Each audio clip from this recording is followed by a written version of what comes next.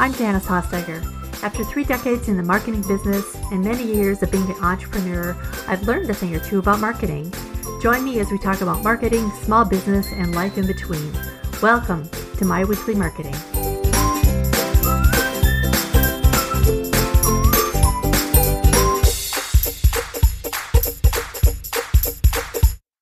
When I started my first business, it was really all I could do to keep up with the client work. Truly, the thought of adding more to do each week would put me over the top. But after my website was up and running and I wasn't getting good ranking, I decided to commit to making sure I had fresh content weekly. Now, this was several years ago, so things have changed since then. But back then, it was really about blogging. Now, when I made the decision to do fresh content every week, this was not an easy decision, nor was it easy to do. It was a thing that I ended up doing every Wednesday night, late at night when my kids were at their church events and my husband, who's a college professor, was teaching his night class. But that was really the only time I could fit it in because of just doing client work when I had a design agency. I'm not going to lie, it was a lot to do, but it paid off by bringing in business from people who I hadn't heard of, adding new business for my current customers, and just being disciplined enough to do it every week. It was hard, but it was worth it. So you may be wondering, what is content marketing? Well, content marketing is just what it sounds like. It's written or audio or video content that we produce for marketing, like this podcast. It can be long form or short form content that we produce for social media, but that's another podcast, so we'll talk about that. But content marketing is important for several reasons. First of all, it builds brand awareness. I had a blog article picked up by Alltop, which is a content aggregator, and I had many calls from all over the U.S. from one piece of content that was picked up. So definitely it's a way to build awareness about your company or about your product or service. It also provides help for people who are looking for answers to questions through their Google search. If your content is SEO optimized, it will drive search traffic to your website. Content marketing also establishes credibility for you as a thought leader or someone who's just qualified and knows what you're talking about. It's difficult to tell these days when you just go to someone's website whether or not they really are who they say they are. It makes it hard to know who to trust. If you've got content out there, at least people can read through it or listen to it or watch a video, and they can tell whether or not you're an expert. It's easy to tell when somebody knows what they're talking about. It also engages and educates your audience, which can lead to a sale. People may be aware of a symptom to a problem, but not aware of the cause of the problem. For example, I like to run, not far. I just do 5Ks, but recently I've had heel pain and pain when I get up in the morning, just on the bottom of my feet. I had no idea what this was, and so I went to Google, Dr. Google, right, and typed in foot pain in morning, and immediately plantar fasciitis popped up. Although I'd heard of it, I knew nothing about it, so I did a ton of research online and found a product on Amazon that has really helped me, and I found this about this product in an article that I watched, and there was a video on the page too. So in that situation, I was able to go from awareness to consideration to compare and purchase all in about 2 hours. And I moved from symptom aware, because I knew I had pain, to problem aware, which was plantar fasciitis, to product aware, which was this sort of device that I can put on my feet and wear at night. And all of this happened because of content. So content can also help you retain followers. It isn't just for attracting new customers. It's also valuable for retaining the ones you already have. Regularly sharing helpful content with your current customers can keep them engaged and loyal to your brand. We have a realtor that still mails us a newsletter with helpful tips on home maintenance. It's great since we're still in touch and we used them to buy one house and sell another one a few years ago. But we wouldn't have probably used them again had they not stayed in touch with us through this newsletter. So that's another great example of mailed content. So it's a little different than a blog or a YouTube video. So another good reason to create content is that it helps you build your list, your email list. Your email list is the single most important thing that you can grow as a business. There's a saying in marketing that goes like this: the money is in the list.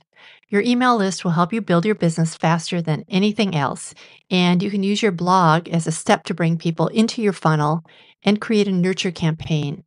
which is to say, once you have their contact information, you can create an email campaign and automation that will move emails, send out a sequence of emails on a regular basis, and that sequence will end with an offer to buy a product. To do that, I recommend creating deeper content and embedding that in your blog or your podcast or your video.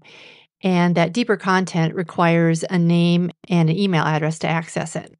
So you can do that with what I call a content upgrade, or basically a deep dive into the topic that your content is about. So this download can be for something such as an additional worksheet, a checklist, a cheat sheet, or a deeper training video. So people who are truly interested in your content can learn more about it and get on your email list at the same time. So the question that's usually on everybody's mind is, what do I write about? What kind of content do I post?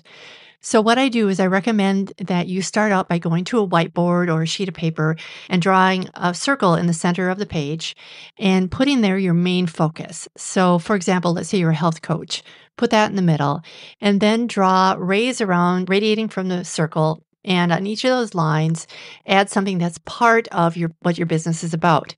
So as a health coach, you might include vitamins and supplements and exercise, food and diets, and maybe self-care. And those become what we call content pillars. Those are the categories that your products are about, and those are the categories that people look to you for advice about. So under those categories, then just brainstorm some ideas. So for food and diets, for example, you may do a topic on, you may just have recipes and how to eat healthy, what foods to include in your diet, what superfoods and so on. So you can kind of brainstorm with these subcategories just based on, whatever it is that your customer is most interested in. This is something that I would also recommend that you could use ChatGPT for. Just get ideas about what people are looking for. And then you can also, once you get that list from ChatGPT, or if you brainstorm it, then I would use a tool such as Ubersuggest or Moz.com. Both have a free version. And then see what people are using Google to look for. So that gives you an idea about what it is that people are searching for online, so you don't go off on a tangent and write about something that nobody is really looking for. So once you get that figured out, then it makes it a whole lot easier to figure out what kind of content to create for your customer. In terms of types of content, first of all, really understand your target audience and especially your ideal customer. I have more information on this in a free download that I have, and I'll put the link in the show notes. But look not only at the subject matter, but how do they like to consume content? Are they readers? Maybe a blog would work best. Or do they listen to podcasts? Or do they prefer to watch videos? Or maybe it's even something completely different like infographics. After that, create content that resonates with them and write or talk like you're talking to your best ideal customer. So it comes across as being very natural and it resonates with them. So think about what you'll do realistically. If you don't like to be on camera, don't do videos. My thought was I can talk, so I can just do a podcast. That shouldn't be that hard. Just ask my teachers back in school. They'll tell you how much I like to talk. And I love talking to other entrepreneurs about their business. I also know that my ideal customer listens to podcasts. So for me, a podcast was a no-brainer. I also publish a transcript on my podcast show notes page, which Google treats like a regular web page. So it crawls it and gets that information. Google can't really listen to a podcast, but they can crawl that information on my page. So I have the benefit of gaining search traffic as well. Plus, fresh content is something that Google likes to see, but we'll talk more about that in a minute. For a long time, I did just write written content, and if that makes more sense for you and your ideal customer, for sure do it. If it's not something that you like to do or you're good at, you're not going to want to do it on a regular basis. So how often should you publish content? I would say as often as you can. I would recommend doing it at least weekly on the same day each week for the blog content. After a while, your audience will start to expect it on a certain day. Then after you write it, I would send a link to your email list and let them know that you have new content available. And it's also a great reason to reach out to them so that your customer keeps you top of mind. Okay, so I just touched on SEO a minute ago, but SEO is search engine optimization. And keep in mind that anything you do on your website or on a blog post is written for two sets of people. First of all, it's your customers. And second of all, it's the search engines. So there's a lot here, so I'll make this as brief as possible. Moz.com also offers a limited free keyword search tool that you can use too. And so when I say keyword, there's also something called a long tail keyword, which is another way to say a phrase, since we don't usually search for one word. For example, we don't go to Google and search just for like pickleball because the answer would be way too broad. It's usually a phrase such as how to improve my pickleball skills or something like that. So that's called a long tail keyword. And those are the things you want to be searching for when you do your research. You should approach keywords like this too. Don't go too broad, but focus on exactly what your article or video is about, which should also be what your ideal customer is looking for. If you post a blog or have a podcast with show notes page on your website, just like I talked about a minute ago, make sure your keywords are in the meta description, the meta title, your page title, your subheads, and throughout your text in a natural way. Don't keyword stuff in an unnatural way. Google has learned to pick up on this and will downrank you for that.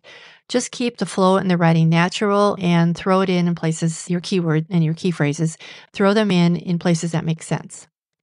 If you produce your content in video format, YouTube is owned by Google, and because of that, hosting the video on YouTube will give you the biggest SEO bang for your buck. Make sure your keywords are used in the video's title and in the description of the video on YouTube as well. You probably know that Google is the biggest search engine, but YouTube is the second biggest search engine with more than 3 billion searches per month. So it's important to have your video SEO optimized too.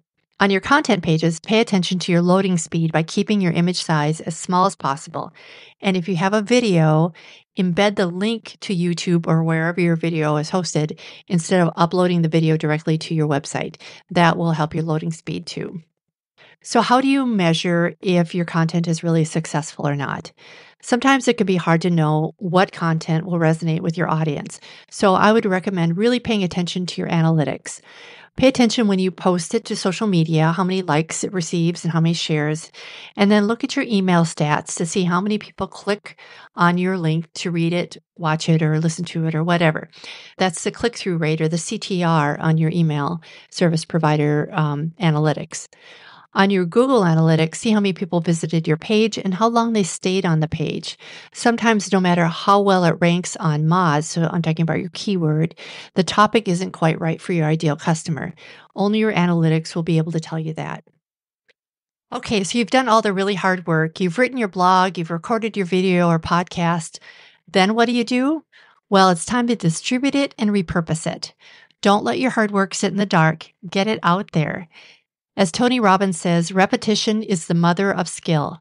When we're learning something, it's important for people to see it multiple times for it to sink in. In marketing, we have a principle called the rule of 7.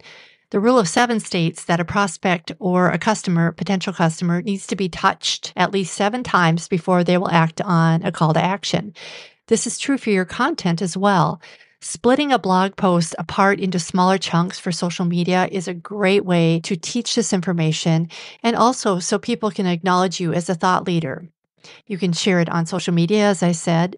You can create YouTube script from a blog post. You can create SlideShare presentation or turn it into a talk at a workshop. You can create it and turn things into infographics or ebooks or pull out quotes for social media, or share it on Reddit, Medium, or LinkedIn. Whatever you do, once you've created it, get it out there and share it.